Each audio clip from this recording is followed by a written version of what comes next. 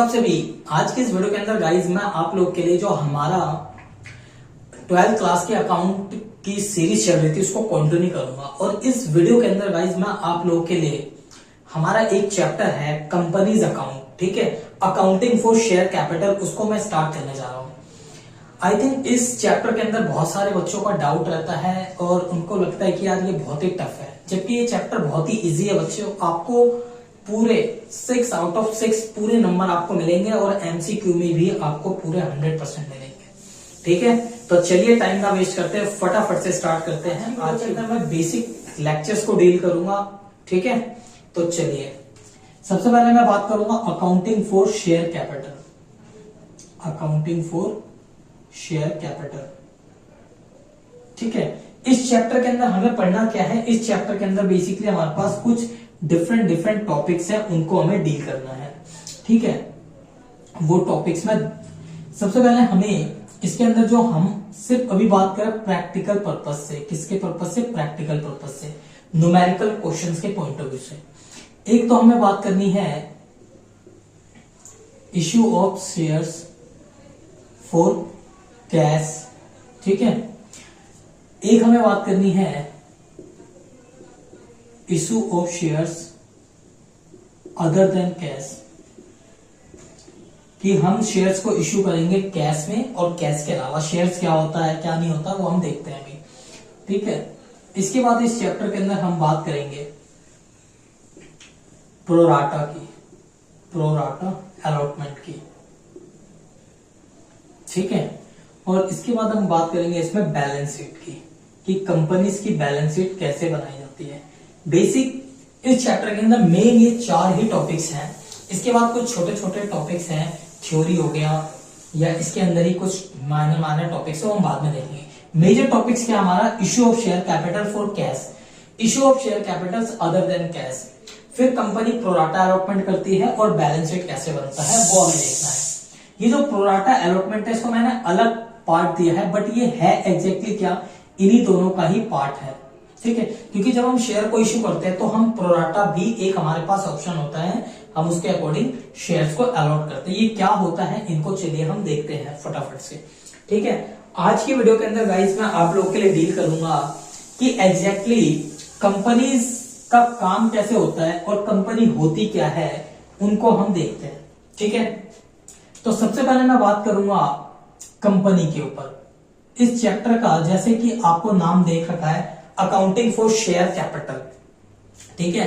Accounting for share capital का क्या मतलब है कि कंपनी जब शेयर्स को इशू करती है तो उस टाइम पे उनकी अकाउंटिंग कैसे करती है, ठीक है।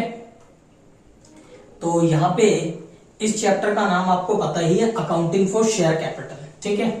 तो अकाउंटिंग फॉर शेयर कैपिटल का क्या मतलब है वो अभी हम धीरे धीरे सीखेंगे। सबसे पहले बात करेंगे इस चैप्टर में हम कंपनी की। आपको कंपनी की डेफिनेशन बताने से पहले मैं बताता हूं कि हमारे देश के अंदर कंपनीज एक्ट है। क्या है हमारे देश के अंदर? कंपनीज एक्ट 2013 है। ये कंपनी एक्ट बताता है कि इंडिया के अंदर जितनी भी कंपनीज है उन सारी की सारी कंपनी को कंपनी एक्ट 2013 में रजिस्ट्रेशन लेना कंपलसरी है, ठीक है। इस कंपनी एक्ट से पहले हमारे देश के अंदर कंपनी एक्ट 1956 को यूज किया जाता था कंपनीज को रजिस्टर करने के लिए, ठीक है। तो पहले था 1956 एक्ट, अब एप्लीकेबल है कंपनी एक्ट 2013, ठीक है बच्चों। वैसे तो कंपनी एक्ट हर बार अमेंड होता है और चेंज होता रहता है, बट जो बेसिकली आज की डेट में यूज किया जाता है सारे के सारे कॉर्पोरेट्स के द्वारा, वो सारी की सारी कंपनी एक्ट 2013 है। अगर लेट सपोज आपकी कंपनी है तो आप अपनी कंपनी की जो फाइनेंशियल स्टेटमेंट बनाओगे, क्या बनाओगे? Financial statement. अब आपको पता होगा फाइनेंशियल स्टेटमेंट क्या होता है, 11th क्लास में आप पढ़ चुके हो। फाइनेंशियल स्टेटमेंट के अंदर बच्चों आती है आपकी बैलेंस शीट, आपके आते हैं पीएनएल, ठीक है। पीएनएल में ही इंक्लूड कर लेना आप ट्रेडिंग अकाउंट, मैन्युफैक्चरिंग अकाउंट, बहुत कुछ होता है इसके अंदर, ठीक है। इसके बाद आता है आपका कैश फ्लो स्टेटमेंट, कंपनीज के फंड फ्लो स्टेटमेंट, कंपनी के डिस्क्लोजर्स, ठीक है। ये सारे के सारे मिला के क्या कहलाते हैं? कंपनी की फाइनेंशियल स्टेटमेंट। तो अगर आपकी कंपनी है, जैसे आपने नाम सुना होगा रिलायंस लिमिटेड, है ना, रिलायंस लिमिटेड, जो रिलायंस है, ठीक है, वो लिमिटेड है। तो लिमिटेड का मतलब क्या है? V2 लिमिटेड, ये क्या है? ये सारी की सारी लिमिटेड है, आपने सुना होगा, ठीक है, ABC प्राइवेट लिमिटेड। तो ये आप क्या सुनते हो, ये लिमिटेड प्राइवेट लिमिटेड क्या है? अगर कंपनीज के नाम के बाद में लिमिटेड है, प्राइवेट लिमिटेड है, तो इसको देख के आपको पता लग जाना चाहिए कि ये क्या है, कंपनी। अगर ये कंपनी है तो इनकी जो फाइनेंशियल स्टेटमेंट बनेगी वो बनेगी कंपनी एक्ट 2013 के अकॉर्डिंग। इतनी बात समझ में आ गई? यस आ गई। तो अगर हम कंपनी एक्ट 2013 को फॉलो नहीं करेंगे तो क्या होगा? तो अगर आप कंपनी एक्ट 2013 को फॉलो नहीं करोगे तो बहुत सारी प्रॉब्लम हो जाएंगी आपको। क्या प्रॉब्लम हो सकती है सर? सबसे पहली बात, कंपनी क्या करती है, अपनी फाइनेंशियल स्टेटमेंट बनाती है। 11th क्लास को याद करो, कंपनी क्या करती है, फाइनेंशियल स्टेटमेंट बनाती है। अब इस फाइनेंशियल स्टेटमेंट को कंपनी बनाने के बाद क्या करती है, इस फाइनेंशियल स्टेटमेंट का होता है ऑडिट। ऑडिट कौन करता है?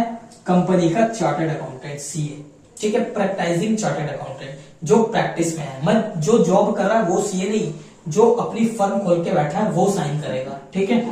अब ये दो ओपिनियन देगा, या तो बोलेगा कि फाइनेंशियल स्टेटमेंट ट्रू है एंड फेयर व्यू है, फाइनेंशियल स्टेटमेंट ट्रू है एंड फेयर व्यू है, या ये बोलेगा ये फाइनेंशियल स्टेटमेंट बहुत ही खराब है, इसमें गलत है, सब चीज गलत है। तो अगर आपने कंपनी एक्ट के अकॉर्डिंग नहीं बनाया तो आपको ऑडिटर बोलेगा यार इसने कंपनी एक्ट के अकॉर्डिंग बनाया नहीं, बंद करो इसकी फाइनेंशियल, इस पे मैं साइन नहीं करूंगा। अगर ऑडिटर आपका साइन नहीं करेगा तो आपकी कंपनी आगे चल ही नहीं सकती, आपको कंपनी बंद करनी पड़ेगी।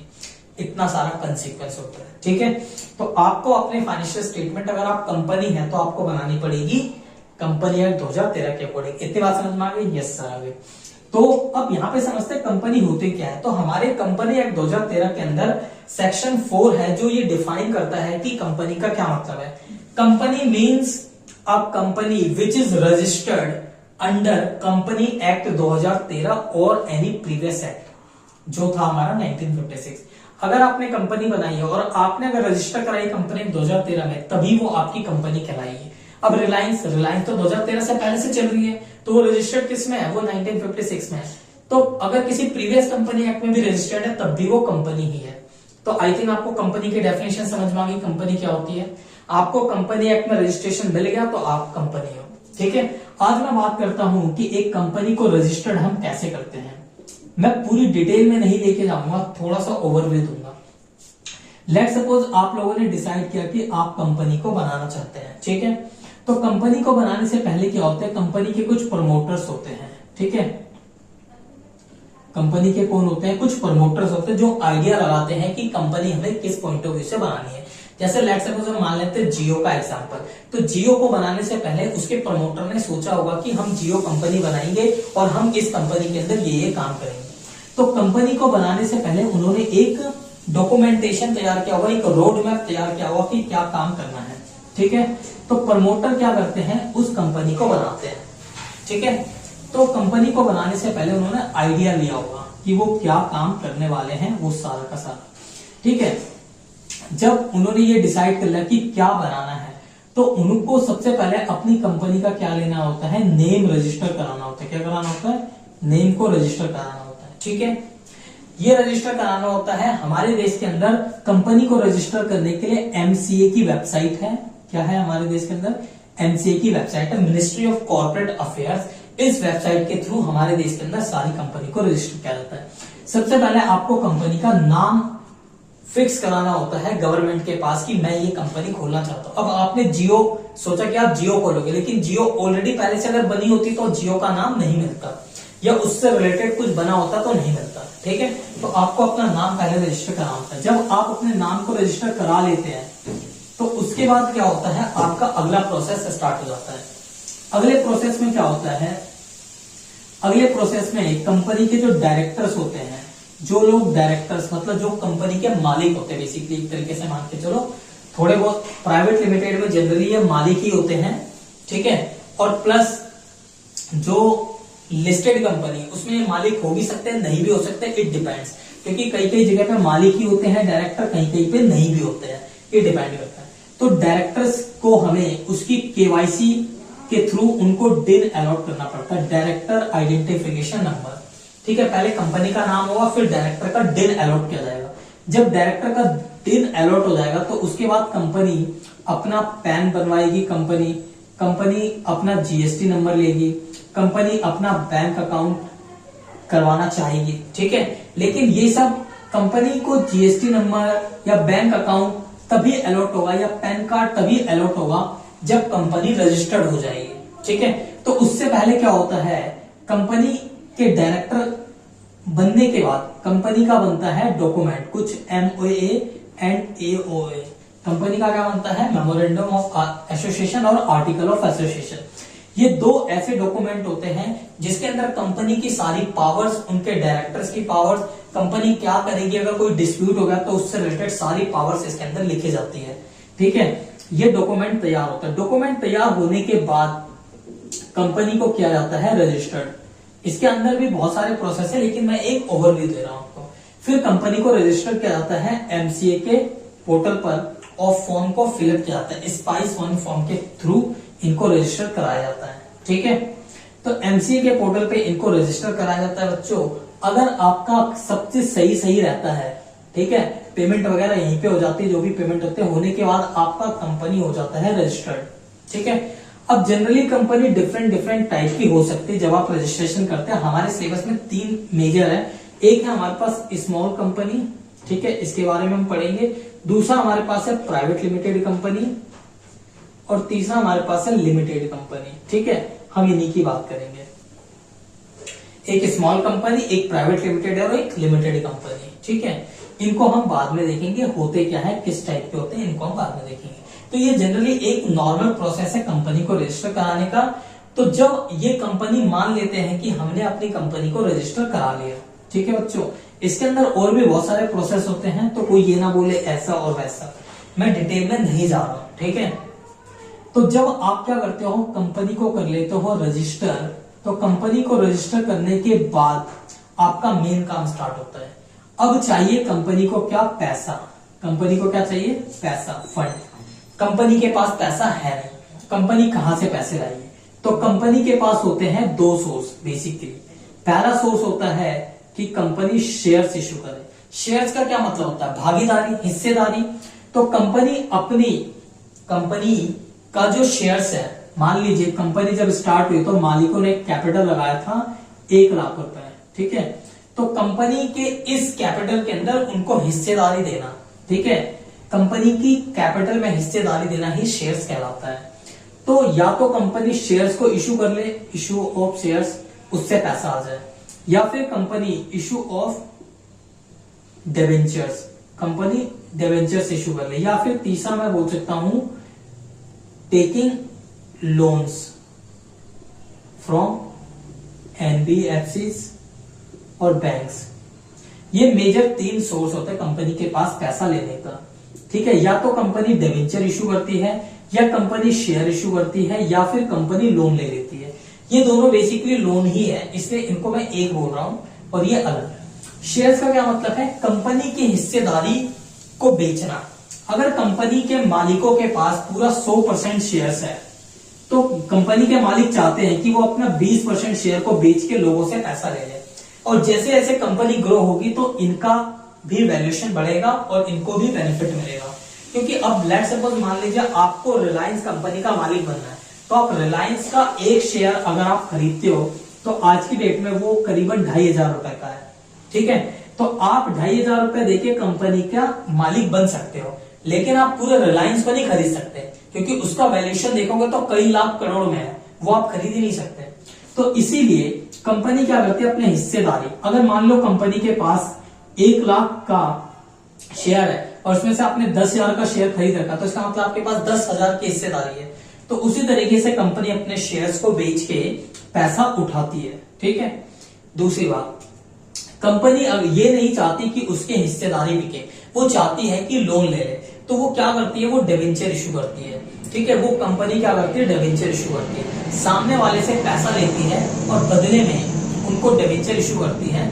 डिबेंचर एक तरह का डॉक्यूमेंट है जो स्पेसिफाई करता है कि हमने सामने वाले से पैसा लिया है एक पर्टिकुलर टर्म्स के लिए, और हम उसको उस पीरियड तक कुछ ना कुछ इंटरेस्ट के रूप में देंगे, जो भी हमारा एग्रीमेंट होगा, इतना समझिए। और इसी तरीके से हम बैंक से लोन ले लेते हैं। ये 3 सोर्स है कंपनी के पास पैसा इशू करने का। अब कंपनी लोन कैसे लेती है, कंपनी जनरली अपने शेयर्स को ठीक है, गिरवी रख के मोर्टगेज करके लोन लेती है।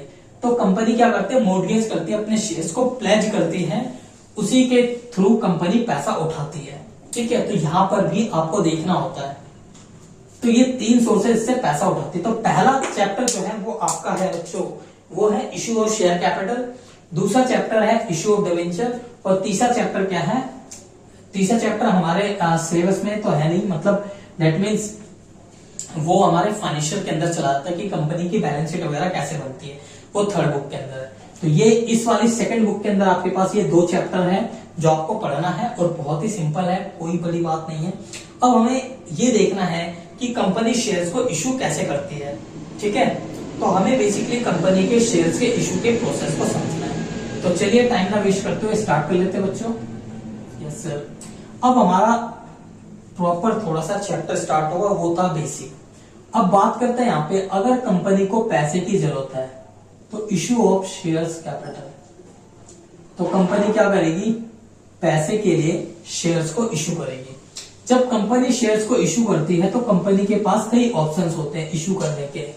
क्या क्या ऑप्शन होते हैं, पहला ऑप्शन है कि वो चाहे तो इशू ऑफ शेयर्स कर सकती है फॉर कैश, कि कंपनी को पैसा चाहिए तो कैश ले सकते हैं, शेयर इशू करेगी और कैश ले लेगी। या फिर वो इशू कर सकते हैं शेयर्स को, issue of shares other than cash. ठीक है, अदर देन कैश भी इशू कर सकते हैं, इसको बोलते हैं अदर देन कंसिडरेशन। ठीक है, कैश के अलावा भी। अब चाहे कंपनी कैश में इशू करे, चाहे company other than cash issue करे, ठीक है, उसका कॉन्सेप्ट एक ही होता है बच्चों। ठीक है, कंपनी चाहे कैश में इशू करे या फिर कैश में इशू ना करे, कॉन्सेप्ट एक ही होता है। क्या कॉन्सेप्ट होता है, इसको आप ऐसे समझ लीजिए। ठीक है, क्या कॉन्सेप्ट होता है कि कंपनी जब शेयर्स को इशू करती है तो इशू करने के लिए उसके पास ऑप्शंस क्या क्या अवेलेबल होते हैं।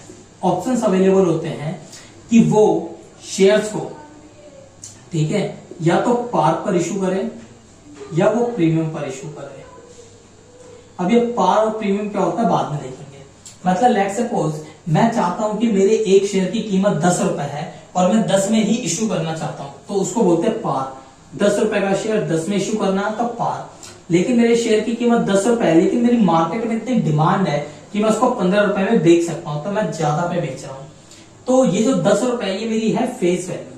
फेस वैल्यू का मतलब जो मेरी शेयर्स की मैंने कीमत रखी है, ठीक है, वो है फेस वैल्यू। और मैं उसको जितने में इशू कर रहा हूं ये मेरी हो गई इशू प्राइस। क्या हो गई, इशू प्राइस।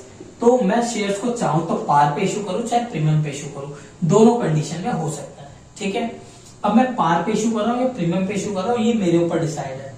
अब होता क्या है, जब कंपनी शेयर्स को पार पे या प्रीमियम पे इशू करे, किसी पे भी इशू करे, तो कंपनी के पास इशू के टाइम पे कुछ ना कुछ प्रॉब्लम आ सकती है। क्या आ सकती है, अब कंपनी गई है ऑप्शन कि मेरे को शेयर्स चाहिए, मेरी कंपनी के शेयर्स लोग खरीदना चाहते हैं। तो कंपनी का प्रोसेस क्या होता है वो समझते हैं। कंपनी सबसे पहले क्या करेगी, प्रोस्पेक्टस निकालती है। क्या निकालेगी, प्रोस्पेक्टस, जिसके अंदर डिटेल डालेगी कि मेरी कंपनी का नाम क्या है, मेरी कंपनी के कौन कौन डायरेक्टर हैं, कौन चेयर पर्सन है, क्या काम करती है, कंपनी कितने शेयर्स इशू कर रही है। ठीक है, ये सारा का सारा चीजें आती है। ये सारा का सारा स्टॉक एक्सचेंज के थ्रू इशू शेयर होता है। वो क्या होता है ना, कभी और आपको बताऊंगा, प्रैक्टिकली दिखाऊंगा। ठीक है, आप शेयर्स को कैसे खरीद सकते हो, बेच सकते हो। अगर आप सीखना चाहते हो तो कमेंट कीजिएगा, मैं जरूर आपको बताऊंगा। ठीक है, और आज की डेट में हमारे कंट्री के अंदर स्टॉक मार्केट का बूम आया हुआ है और हर कोई आप देख रहे हो स्टॉक मार्केट बिनामो। ठीक है, आप देख रहे हो एंजल ब्रोकिंग, जीरोधा, या फिर आप शेयर खान देख रहे हो। ऐसे बहुत सारे ऐप है, ट्रेडिंग एप्स है जो आए हैं मार्केट के अंदर, तो उनके बारे में भी बताऊंगा। ठीक है, कोई दिक्कत नहीं है, अभी सीखते हैं। तो कंपनी क्या करती है, जब शेयर्स को इशू करना चाहती है तो कंपनी प्रोस्पेक्टस इशू करती है, उसमें डिटेल होता है। इसके बाद क्या होता है, जो हमारे शेयर होल्डर होते हैं वो क्या करते हैं, एप्लीकेशन भेजते हैं। कंपनी के पास एप्लीकेशन आएगी, फिर कंपनी क्या करेगी, इस एप्लीकेशन को देखेगी, उसको एक्सेप्ट करना है या फिर रिजेक्ट करना है वो देखेगी कंपनी। ठीक है, किसको कितना देना है। इसके बाद कंपनी क्या करेगी, लास्ट स्टेप के अंदर इनको शेयर्स को इशू करेगी। ठीक है, और इशू करेगी और पैसे लेगी। तो ये एक कंपनी का प्रोसेस हो गया जनरली शेयर्स को इशू करने का। अब कंपनी जब शेयर्स को इशू कर रही थी, यहां पर कंपनी को डिसीजन लेना होता है। अब यहां पे क्या हो सकता है कि कंपनी के जो नीड है शेयर्स की वो है 1000 शेयर्स की, लेकिन एप्लीकेशन कितनी आई, हो सकता है एप्लीकेशन सिर्फ 900 आई, तो कंपनी तो सारा एक्सेप्ट कर लेगी और चाहेगी कंपनी की और लोग अप्लाई करें। यहां पे एक कॉन्सेप्ट मैं आपको बताऊंगा, मिनिमम कंपनी को 90% सब्सक्रिप्शन मिलना ही चाहिए। मतलब अगर 1000 की शेयर इशू करे तो 900 लोग आएंगे तभी कंपनी इशू कर सकते शेयर्स। अगर 800 आ गए या 899 आ गए तब भी कंपनी शेयर इशू नहीं कर सकती। मिनिमम सब्सक्रिप्शन 90% होना चाहिए। लेकिन अगर मान लो कंपनी को नीड है 1000 की और एप्लीकेशन आ गए 1200 रुपए, तब तो दिक्कत हो गई, ठीक है। या 1000 की जरूरत है कंपनी को और आ गए 1000 ही लोग, तो बढ़िया बात है। तो एक होता है हमारे पास ये जो कॉन्सेप्ट है, ये दोनों कॉन्सेप्ट कहलाता है अंडर सब्सक्रिप्शन। क्या कहलाता है? अंडर सब्सक्रिप्शन, ठीक है। इनको मैं इधर लिख देता हूं, ये फर्स्ट वाला और ये वाला, ये क्या है मेरा?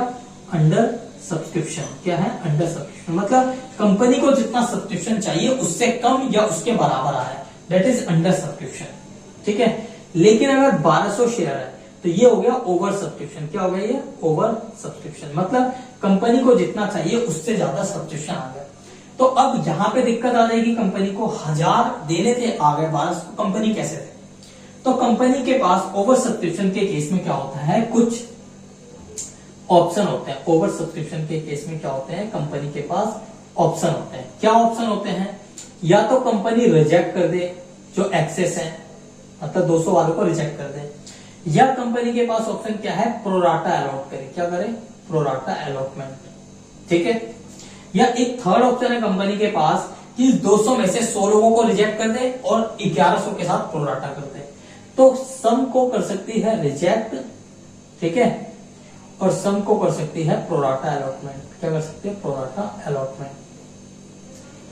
तो ये कंपनी के पास कुछ ऑप्शन है और इस तरीके से कंपनी अपने शेयर्स को इशू करती है और पैसा, जब कंपनी को नीड होती है तो पैसा ले लेती है शेयर होल्डर से और बदले में उनको शेयर्स दे देती है। ये पूरा का पूरा हमें कॉन्सेप्ट इस चैप्टर के अंदर पढ़ना है कि कंपनी जब कैश में इशू कर रही है शेयर्स को, ठीक है, या फिर अदर देन कैश इशू कर रही है, तो कंपनी को अपनी बुक्स में कैसे जर्नल एंट्रीज रिकॉर्ड करनी है, कंपनी को बैलेंस शीट कैसे बनानी है, ये चीजें हमें देखनी है। 11th क्लास में आपने बच्चों पढ़ा था प्रोप्राइटरशिप के ऊपर कि अगर एक प्रोप्राइटर मालिक है तो वो अपनी बैलेंस शीट को कैसे बनाता है, P&L को कैसे बनाता है। ये जो 12th क्लासेस के अंदर हम पढ़ेंगे कि कंपनीज की बैलेंस शीट कैसे बनती है, कंपनीज की P&L कैसे बनती है, ठीक है। और कंपनीज के पास शेयर जब इशू करते हैं तो कंपनी उस शेयर्स की ट्रीटमेंट कैसे करती है। अगर कंपनी डिवेंचर से पैसा उठा रही है तो कंपनी डिवेंचर की कैसे ट्रीटमेंट करती है। There are so many ways जिसके थ्रू हम कंपनीज के काम की फाइनेंशियल स्टेटमेंट को बना सकते हैं, ठीक है। बट हमारे सिलेबस में ये 2 ही चैप्टर है। इसके अलावा आप बीकॉम्स वगैरह, एमकॉम्स में अगर आप सीए करते हो, सीएमए करते हो, सीएस करते हो, तो वहां पे बहुत सारे कॉर्पोरेट्स लॉ पढ़ोगे, प्लस कॉर्पोरेट अकाउंटिंग पढ़ोगे, बिजनेस अकाउंटिंग पढ़ोगे, तो वहां पे आप बड़े लेवल्स पे पढ़ोगे, ठीक है। तो अब मैं आज के लिए वीडियो वाइज यहीं पे स्टॉप कर रहा हूँ। और वीडियो अगर आपको अच्छा लगा और आपको लगा कि आपको कुछ वैल्यू एडिशन मिला और कुछ यूनिक सीखने को मिला है, तो प्लीज वीडियो को लाइक कीजिए, चैनल को सब्सक्राइब कीजिए और बेल आइकन को कर दीजिए प्रेस। मैं नहीं चाहता कि आपको सिर्फ रट्टा लगाना पड़े, आपको प्रैक्टिकल भी सीखोगे तभी मजा आएगा और तभी आप एक यूनिक अलग पर्सन बन पाओगे और आप अपनी आइडेंटिटी क्रिएट कर पाओगे मार्केट के अंदर, ठीक है। अगर आपको वीडियो पसंद आ रहा तो वीडियो को लाइक कीजिए, चैनल को सब्सक्राइब कीजिए, बेल आइकन को कर दीजिए प्रेस और अपने दोस्तों, फ्रेंड्स, जहां तक हो सके सबको शेयर कीजिए। नेक्स्ट वीडियो के अंदर हम बात करेंगे कि कंपनी अगर शेयर्स को इशू करती है कैश में, ठीक है, और अदर देन कैश, तो उनकी ट्रीटमेंट क्या होती है। तो पहले मैं बात करूंगा issue of shares other than issue of shares for cash. इसके अंदर बहुत सारे कॉन्सेप्ट है, उसको हम देखेंगे, ठीक है। उसके बाद हमारा लास्ट टॉपिक आएगा ये, उसके बाद हमारा चैप्टर हो जाएगा खत्म, ठीक है। तो अब हम मिलते हैं नेक्स्ट वीडियो में। Take care, bye.